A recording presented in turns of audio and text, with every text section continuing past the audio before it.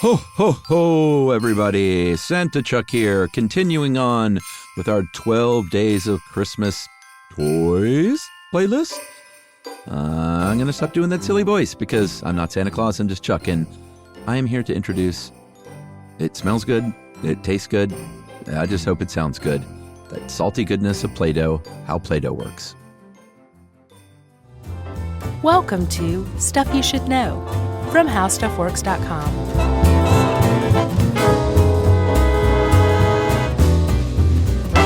Hey, and welcome to the podcast. I'm Josh Clark. There's Charles W. Chuck Bryant. And this is the first of two Stuff You Should Knows that we're recording today. My voice already sounds weird to me. What do you mean? It doesn't sound a little weird? You know how, like, when we get toward the end of the second one, or it gets a little... Like worn out or something? Yeah, like it's been extruded through a Play-Doh fun factory. Was all that a setup, or do you really feel that way? That was off the cuff, baby. Okay. No, it doesn't sound weird to me. Your voice never sounds weird unless you're sick. Jerry, judgment call?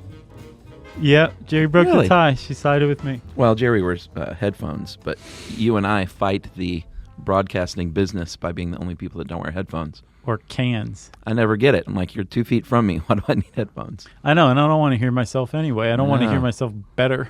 No. It's terrible. It sounds like torture. How about this for a new SYSK t-shirt? No more cans. Okay. Just have a little X through some headphones. I think when you make a Stuff You Should Know decree from now on, we should have like a fairy wand sound effect. Yeah. Where you're just like, here's this for a new t-shirt. I decree it be made into existence. Yeah, we're going to, by the way, since I mentioned it, we're going to have some new shirts coming soon. Yeah. Some good, like some fan designs even. Yep. I'm pretty excited. Yeah. Yeah. We do have some now that people can go buy if you want. I like those first designs we had. And let's just have this out on the air. It's not an argument, but let's have this discussion. Are we going to retire the original 6 from the contest? Or should we just let them keep going in perpetuity? Oh, unless there's a reason. I think perpetuity is the way to go. Because someone might like the dancing, I don't even know what we call that. The skeleton woodcut? Yeah, parade of dancing skeletons. The macabre parade, that's what I would call it. Yeah. That was a good one. All 6 of them were excellent. The baby with the fly on its forehead. Still my all-time favorite. Yeah, it's good stuff. If you don't know what we're talking about, go to StuffYouShouldKnow.com, our venerable website, and in the top navigation, there's a store button, and it will take you to our store, and you can see with your own very eyes what the heck we're talking about. Yeah. That was off the cuff. Yeah, it was. I wasn't like, ooh, we got to plug the T-shirts. No. You very rarely say things as fretfully as that. Like, okay. Ooh. Chuck. Yes. You want to talk about Play-Doh? Yeah, we promised to do this recently, and here we are. Yeah. In my defense, it was already on the list. Oh, wow. So it's not like, I'm at the beck and call of anybody's like, do Play-Doh, do this, do that. No. It was already on the list. Dance, monkey. Right. Did you play with Play-Doh a lot when you were a kid? Oh, I played with it. I ate it. I don't recall eating it. I do specifically recall eating the paste that was an off-brand that had a purple pirate on it. Oh. He was a pirate wearing a purple hat, and I think maybe he had an orange parrot. Yeah, was the paste, did it have on the inside of the lid, did it have a applicator attached to it? Yeah. Oh, I totally ate that paste. That was the best tasting paste on the planet. Yeah. As a matter of fact, I think that paste might have been manufactured in part to eat. Yeah, like it's gruel served to like kids, some bad kids. Yeah, actually, I want to revise my statement. I licked and tasted Play-Doh. I don't remember like swallowing it, but I remember like, tasting it and then maybe even putting it in my mouth and spitting it back out. But I don't think I didn't swallow. I gotcha. Yeah. I don't think I ever ate Play-Doh in any form or fashion, but the scent of it's unmistakable. Unmistakable. It's so unmistakable, in fact, that apparently back in 2006, Play-Doh or Hasbro threw a year-long celebration for Play-Doh, sure, which it owns, which it bought off of Kenner. Yeah. Which Kenner bought from a dude named Joe McVickers. Actually, they bought it from Tonka. Tonka bought it from Kenner. Oh, yeah. How did I forget Tonka? Yeah, exactly. And for this 50th birthday party, they had a scent, a Play-Doh perfume released that smelled just like Play-Doh. Can you buy that, I wonder? I looked, and I think you can get it, but I don't think as easy as you could back in 2006. Yeah, I wouldn't want to wear it. I was just curious. I think, yeah. Nostalgia.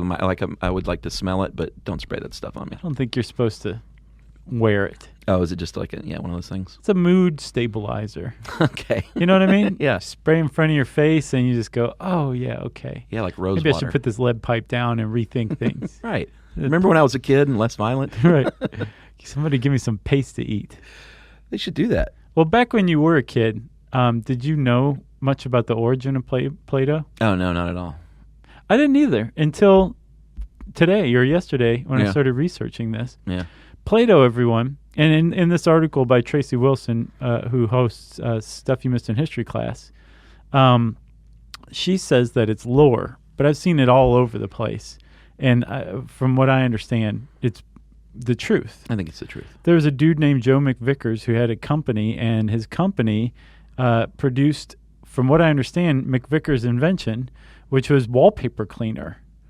Yeah, they his father and uncle started it, and they were called Kutol Products, and it was a soap company. But their big seller was this wall cleaner, because when we heated our homes with coal, your house would get coal soot on the walls. Yeah, which is really weird to think of now. Yeah, but it's true, and your wallpaper can still get dirty, grease from cooking things, food fights, whatever. Yeah, your wallpaper can get dirty. Let's just face facts, everybody. And McVickers' company had this putty. It was kind of a pliable, gooey putty that you slapped up against the wallpaper and rolled up and down, and it just took that soot or that grease or that spaghetti sauce clean off. And it was wallpaper cleaner. Yeah. And it was doing okay, I guess. It did great. I don't think they were, like, hurting necessarily. But Joe was married to a woman? Or was his sister-in-law was a teacher? Yeah, it was in Cincinnati. Yeah, they sold a lot of this stuff for a while, but then natural gas came around, and so they fell upon hard times. Right. But Joe took over from Cleo. Cleo was his father, and his sister-in-law, Kay Zufall of New Jersey, read about kids that were making Christmas ornaments out of that stuff, and she said, "Out of the wallpaper cleaner." Yeah, and crazy. And much like kids do today with Play-Doh. And she said, hey, we're hurting. Why don't we try and turn this stuff into a toy? And they did so. And in 1950, he made a non-toxic version, added some almond scent, and you had your first little off-white Play-Doh. Yeah, kind of exactly what you would think of when you think of a gummy colored, like, dough. Yeah. Off-white. Khaki almost. Yeah. And McVicker was a pretty smart dude as far as business goes. He donated a bunch of cans to the Cincinnati City School system. Yeah, very smart. And so got these little kids hooked on Play-Doh. It was a huge hit, but it might have just been a regional hit if he hadn't have approached a dude named Captain Kangaroo. Yeah. He went to, what is Captain Kangaroo's name? Bob? Bob Keeshan, I think. Bob Keeshan. Nice memory, Chuck. I pulled that out from, I don't know how many years ago was the last time I heard that name. Well, did you watch Captain Kangaroo? Oh, yeah. Me too. Huge fan. Loved Captain Kangaroo. I like Captain Kangaroo more than Mr. Rogers. I liked them both. But I think I might have been, Captain Kangaroo a little bit more. It was a haircut. And I was Electric Company over Sesame Street, even. Yeah, I liked both, but I liked Electric Company more. Yeah. But I liked Pinwheel most. I didn't watch that. It was for real little kids. Oh, okay. Anyway, Captain Kangaroo had a show, and Joe McVicker somehow got in contact with Captain Kangaroo and said, hey, I have a little deal for you. Yeah. We've got this awesome stuff. The kids in Cincinnati are crazy for it. We're calling it Play-Doh. Right now, it's in off-white, or it used to be, but now we have 4 colors: red, blue, yellow, and white. Those are the 4 original colors of Play-Doh, by the way. Yeah. And he gave some to Captain Kangaroo and said, I will give you 2% of gross sales if you mention this on your show 2 times a week. Yeah. He played with it. And Bob Keeshan was a money grubber. That's what we all know. I think he believed in this product. Yeah, and he's a smart guy. He is. And he believed in it so much that he upped the number of mentions without any additional compensation from 2 times a week to as many as 3 times a week. Yeah. He would play with Play-Doh on TV, and it just took off like a rocket from there. That was his additional compensation. That he got free Play-Doh? No, he had a percentage, so... Oh, yeah, you're right. You know what I'm saying? You're right. So, but it suggests that he believed in it. That's right. He did believe in it. Man, do not shatter my image of Captain Kangaroo. I'm not saying he just wanted to make more money. Of course not. Isn't that the show that Mr. Green Jeans was on? Yeah. Big fan of that guy, too. They formed the Rainbow Crafts Company. They wanted to take it out from under the Kutol Products banner. And got famous wildlife artist John Ruthven to design that first package with... Originally, it was it was an elf. Yeah. And those, I think, are probably, if you have a can of that, it's probably in a museum or something. Yeah. That wasn't around long. No. And then they went to Play-Doh Pete, the kid with the smock and the beret. Yeah. Because all little kids wore berets and smocks back then. Or you wore your dad's dress shirt, like, backwards. Oh, yeah. That made a good smock, too. Yeah, the one he didn't want anymore. Yeah. Or that you thought he didn't want anymore, but he really got mad at you Right. because you got paint on it. Yeah. That's my good short-sleeve dress shirt. And finally, it took all the way until 2002. Did the Herbal Elvis wear short-sleeve dress shirts? Oh, man. Really? With slacks and ties. Yeah, my dad usually, as a principal, wore a coat. But when you take off the jacket and you've got the short sleeve on, that's something else. With a blue felt tip pen, a red felt tip pen, and a green felt tip pen in his pocket, front pocket. That was your dad? Yeah. Oh, he's a mechanical engineer. Oh, so each one had a different use. Yeah. Interesting. Plus, I think he also just thought they were pretty. Yeah. Like they made his shirt pocket pop. That's where you get it, with your shirt pocket thing. Right. All right. It took until 2002 for that beret to become a baseball cap. And then now he's just gone. Yeah, I was looking. Like he's not around anymore at all, is he? Not at all. Yeah. Now it's a can with arms, and the lid's kind of pulled back, and in between the rim of the can and the top of the lid are a couple of eyes. It looks a bit like a garbage can, but it's obviously a Play-Doh can, but just kind of... I don't like it. Yeah. I like Play-Doh Pete, the kid with the beret. Yeah, me too. He was great. That's what we grew up with. It's nostalgia. Yeah, but he was around for a really long time, and now they just do away with him. Like he's nothing. That's our other shirt. Bring back Play-Doh Pete. Yeah. And we'll get sued. Yes. Although I didn't get the impression that they were too terribly litigious. Well, plus we could tell them, we sold 9 T-shirts. Here's your $73. Here's your 2%. So Play-Doh, we all played with it. It was fun for modeling, but it was not like if you were like me, your hopes were dashed a bit when you modeled something and left it out overnight because you thought it would make it into a permanent exhibit. Yeah. But it would really just kind of break apart. It's not like you can't cure it like you do modeling clay. No, I was on Play-Doh's site, and they readily admit that. Yeah. As a matter of fact, they say if you want a permanent thing, go get you some modeling clay. Yeah, get some Sculpey. I don't want to buzz mark it, but Sculpey's a lot of fun. Okay.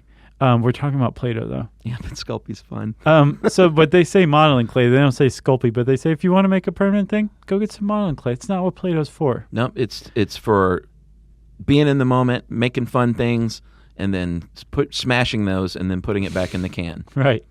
Doing it all over again every day. And driving your mom crazy because she can't stand colors to be mixed together. So she sits there and like picks them apart or whatever. Or it's in the orange shag carpet. Which, again, Hasbro has some helpful suggestions for how to clean this stuff up. Sure.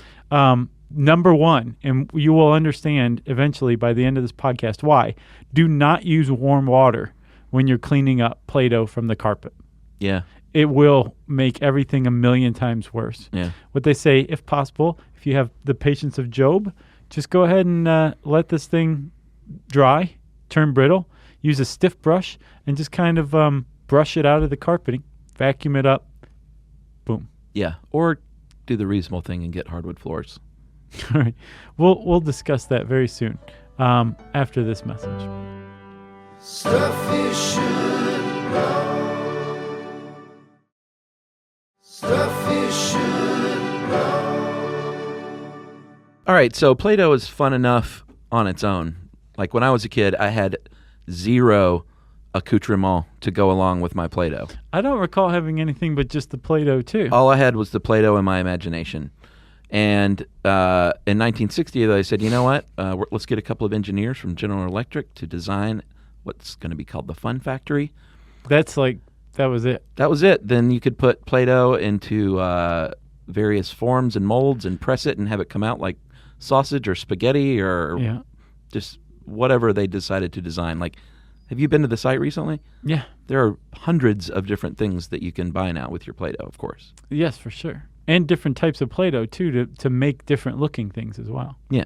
But the original Fun Factory thing is basically just a hand-pushed lever that shoved the Play-Doh inside through a hole. It was a sausage grinder. And then basically, and then in front of the hole, you had just kind of like different shapes that you could make this thing into. Yep. What'd you say, spaghetti? Yeah, like spaghetti or a star. big thick rope. Oh, yeah.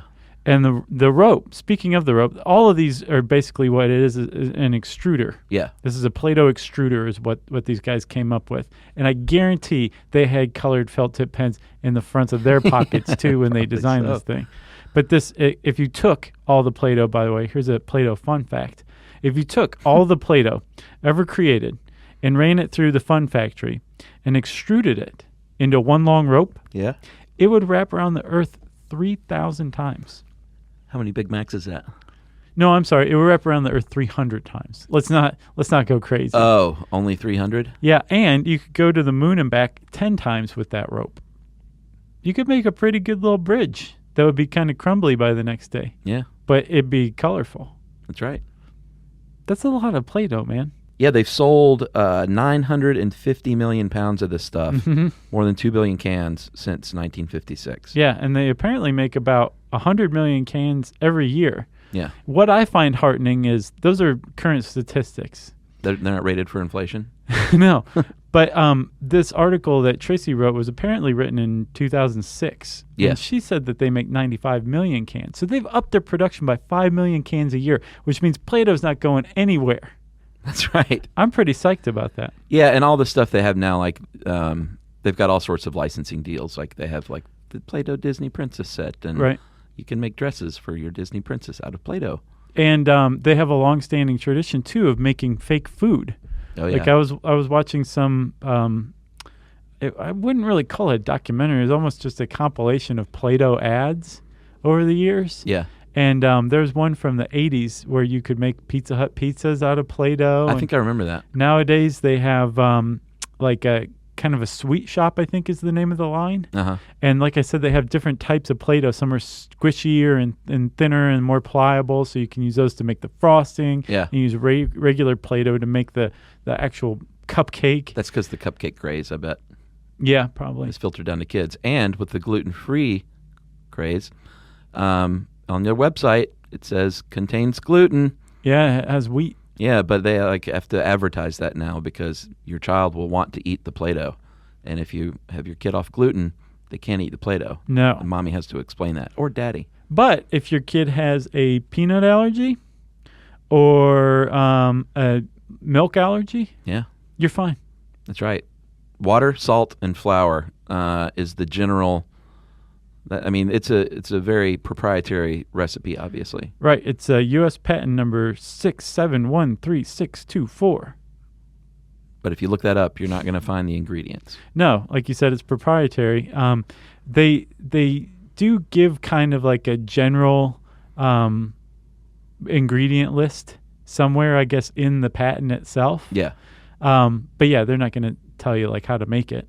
But we'll list those really quickly, and then we're going to talk about chemistry. Yeah, we're going to get to the chemical molecular basis of Play-Doh itself. But in broad terms, it is water. You got a starch-based binder. You have a retrogradation inhibitor, because you have to inhibit that retrogradation. Sure. Salt. No, there's salt in there. In fact, at one point, it was too salty, and they had to get a new chemist to remove some of the salt. Is that right? Yeah, but you remember how salty it tasted.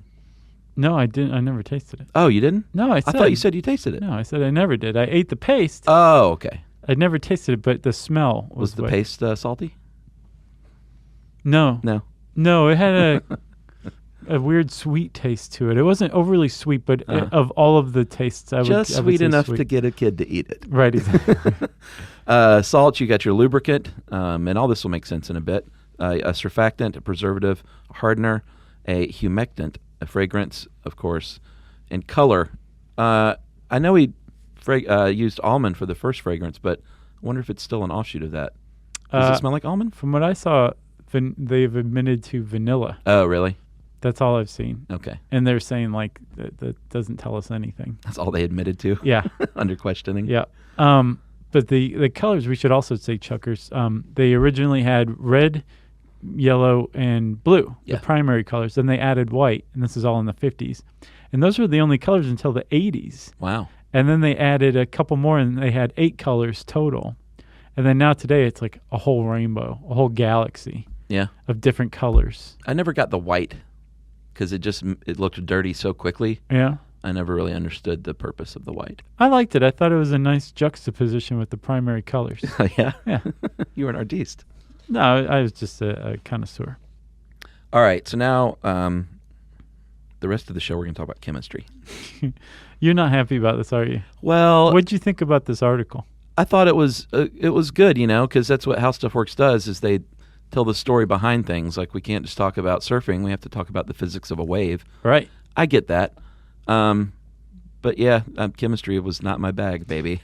This one, kissing and roller coasters, you were kind of like, you had a little bit of protest going on. Like, come on, this is fun stuff. Yeah, when you're talking about kissing, you want to talk about, Remember the title of it was A Rigid, Sterile Look at Kissing. Well, I don't know if the title for this will end up being what I wanted, but it was going to be Taking the Fun Out of Play-Doh. No.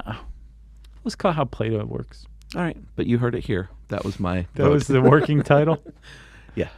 All right. Well, I will kick the chemistry off, and maybe I will spark your interest. Are you ready? Yes. Do you have your beret and your smock on? This isn't even the fun chemistry. You get to burn things. No, this is the most chemistry boring. of compounds. You're just adding them together. Ugh. There's a little heat involved, as we'll see. So Possibly, yeah. you could start that flame. Okay. Okay. So the whole basis of Play-Doh, it turns out, is an interaction between starch and water. That's right. And starches are they're polysaccharides, which are sugar molecules. Mm-hmm. And there's basically 2 varieties or 2 types that combine. There's amylose and there's amylopectin. That's right. And amylose is like a string. Mm-hmm. Amylopectin is branched. And when they get together, they form a starburst shape. They form a molecule in a starburst shape. And it's arranged around a central area, a hollow, called a hilum, H-I-L-U-M. I'm going with the hilum.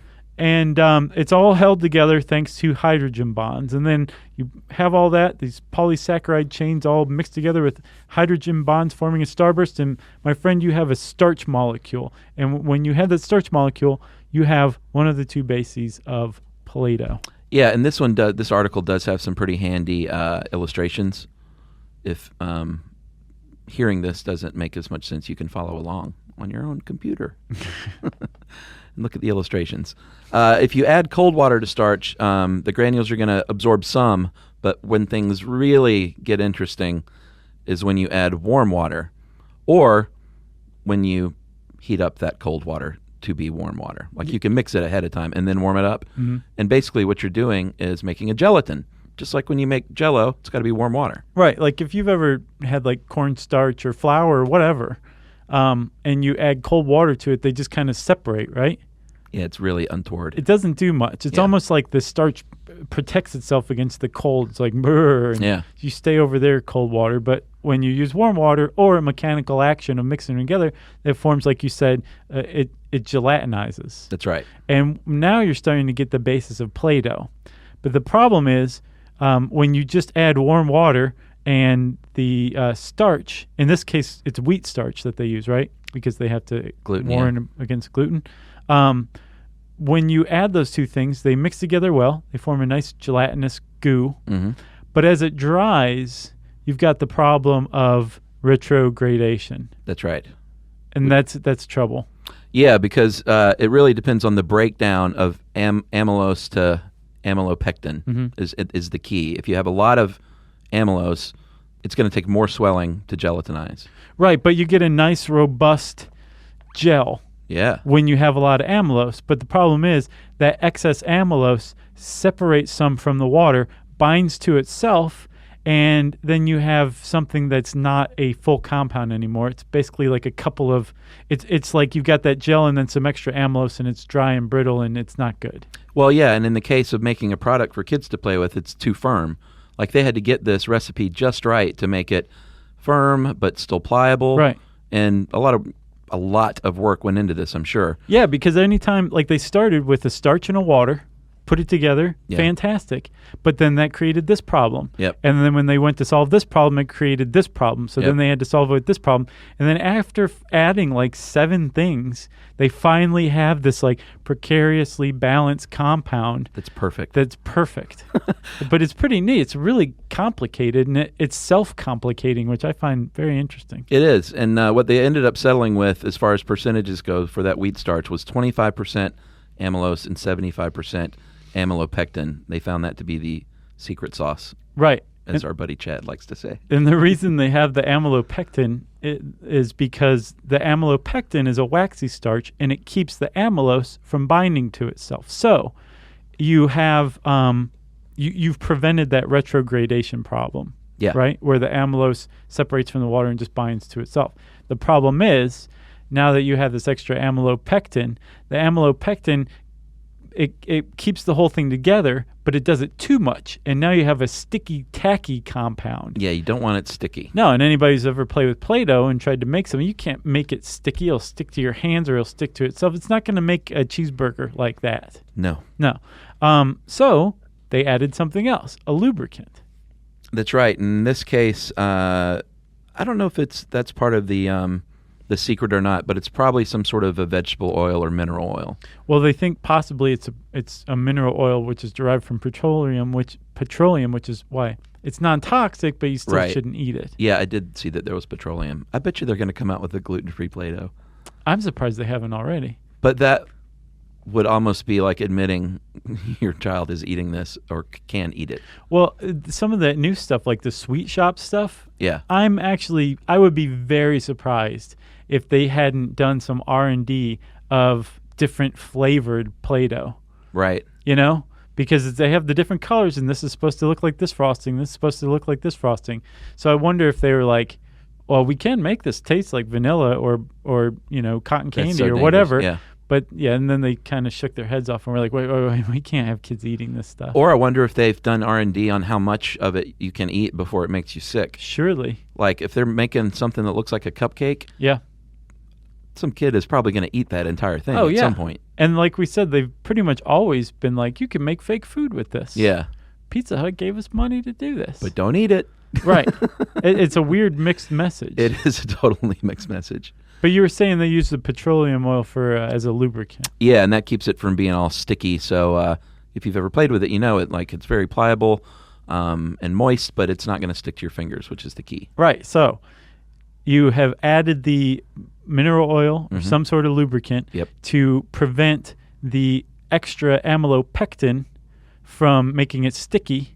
And the whole reason you added amylopectin was because too much amylose can cause retrogradation. So you've got all these solutions, and you've got the lubricant solution. The problem is you can't just drop it into lubricant and expect it to stick.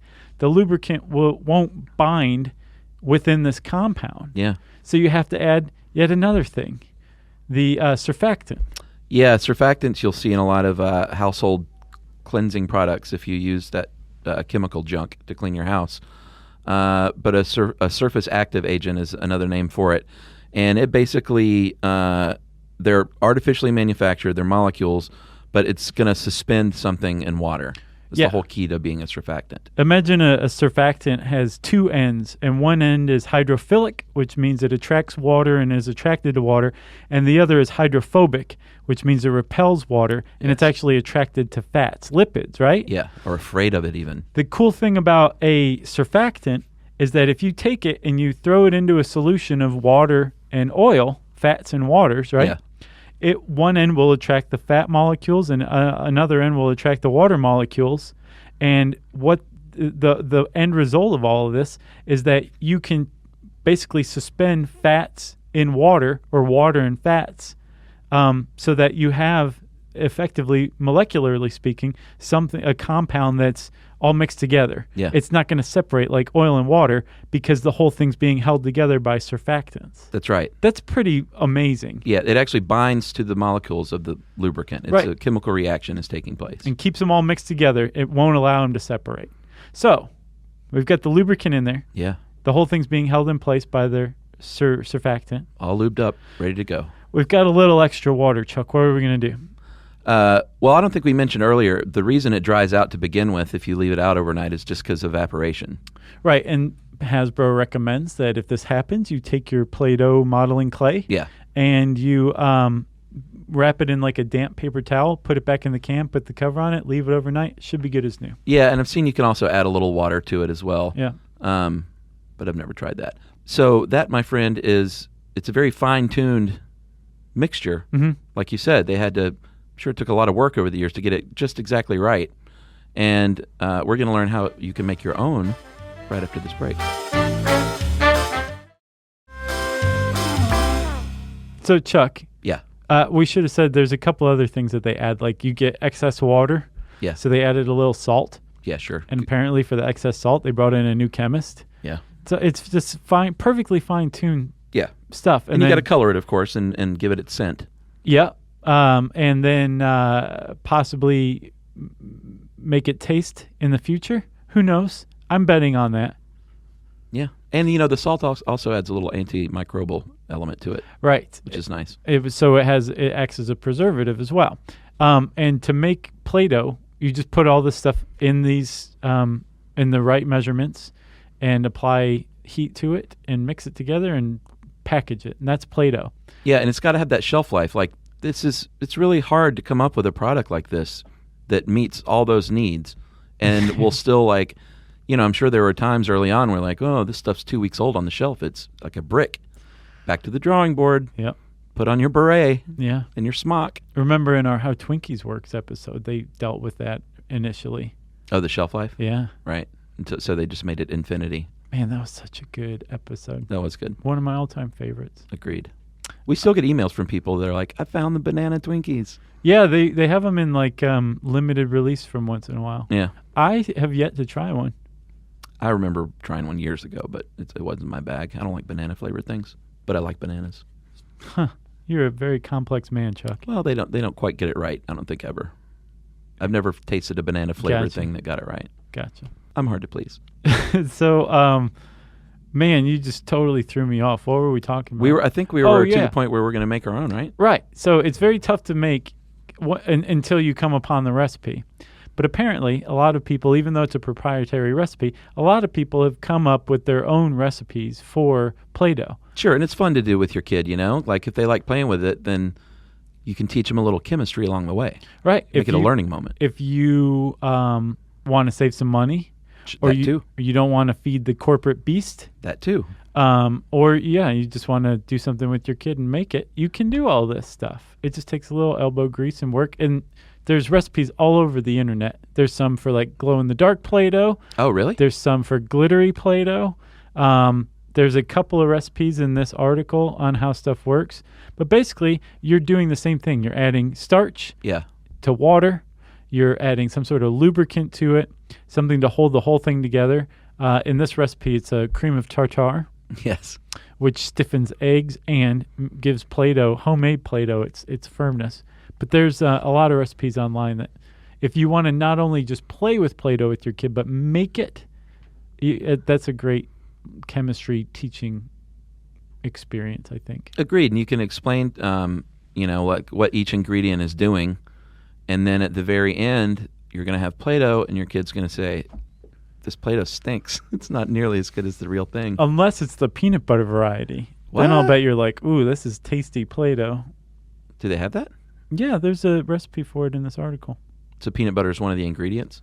Yes. Interesting. Yeah. Or, you know what? You could make it with your kid while you listen to us stumble through the explanation. Yeah. And to everybody who's doing that right now, hello. Hello, everyone. And your kid's going to say, who are these jerks and why does my Play-Doh not work?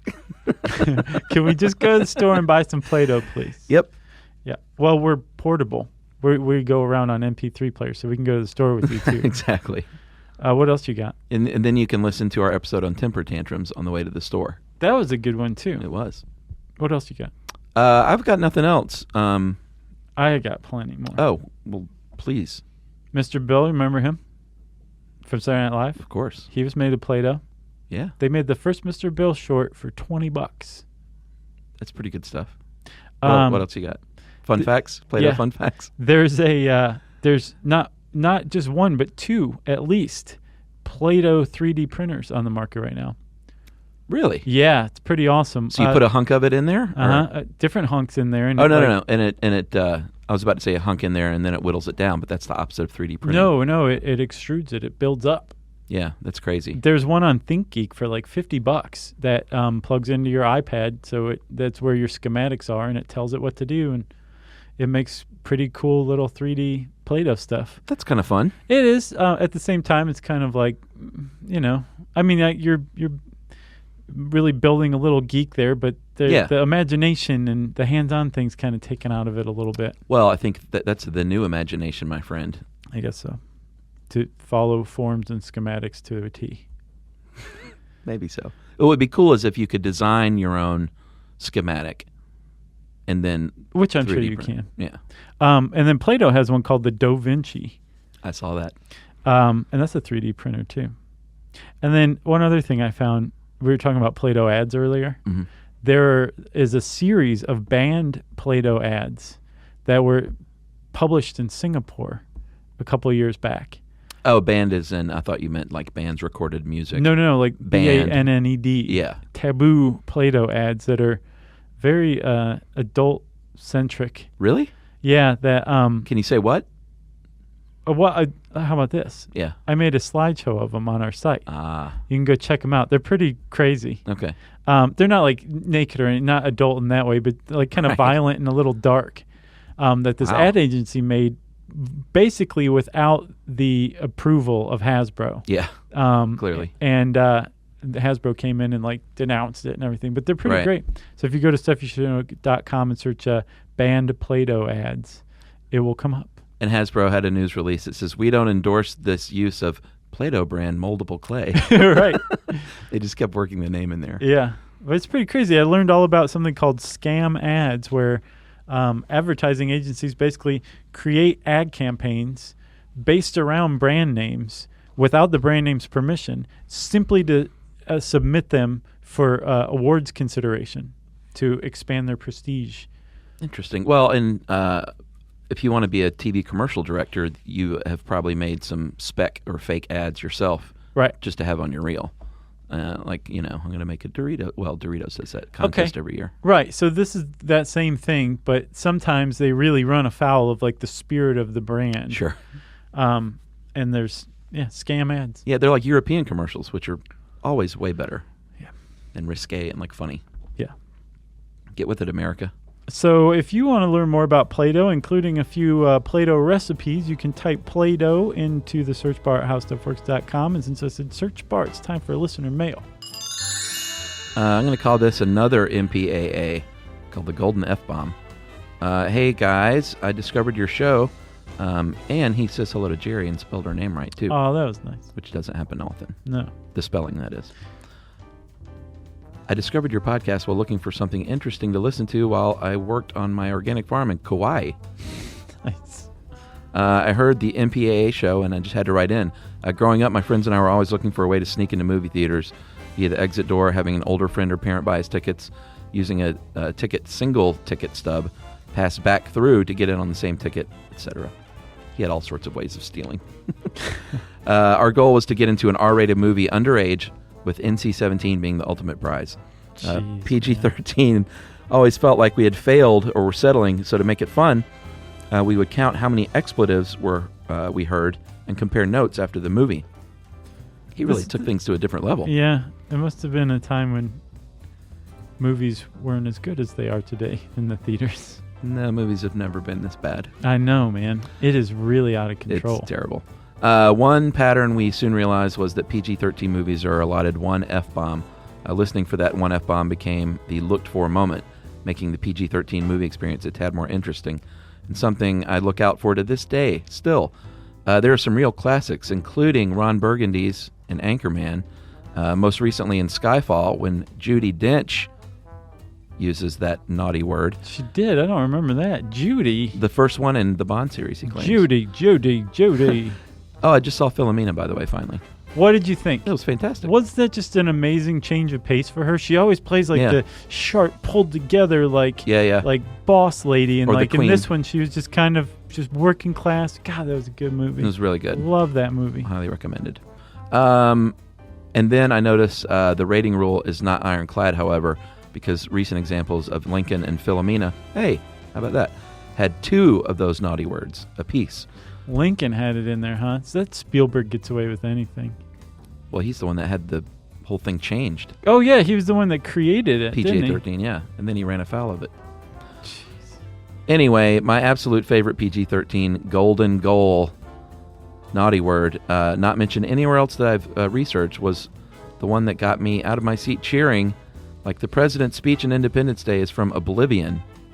Tom Cruise's character waits to the very end of the movie to deliver the perfectly timed line to his enemy. That movie stunk. Did it? Yeah. I heard the other one was pretty good, though. Edge of Tomorrow? Yeah, that was really good. Oblivion stunk. And he closes by saying, Mahalo nui loa. Thank you very much for all you do to infotain us. And that is Evans on Kauai. Yeah, sorry, Evans. Oblivion was no good. He said he liked it a lot. But, to each their own. I'm not going to poo-poo his taste. Good for you, Chuck. Thanks for your game and your thievery. If you want to talk to me and Chuck about movies, we are always down for that. We love talking about movies. We should just do an episode where we just say, have you seen this movie? Oh, yeah, I love that one for a half hour. There'll be a couple of people out there that are like, oh, this is a good episode. There are podcasts exactly like that. You know that. What was I just saying? Oh, yeah, if you want to get in touch with us for whatever reason, movies or otherwise, you can tweet to us at SYSK Podcast. You can join us on Facebook.com/StuffYouShouldKnow. You can send us an email to stuffpodcast@howstuffworks.com. And you can join us at our home on the web, StuffYouShouldKnow.com. For more on this and thousands of other topics, visit howstuffworks.com.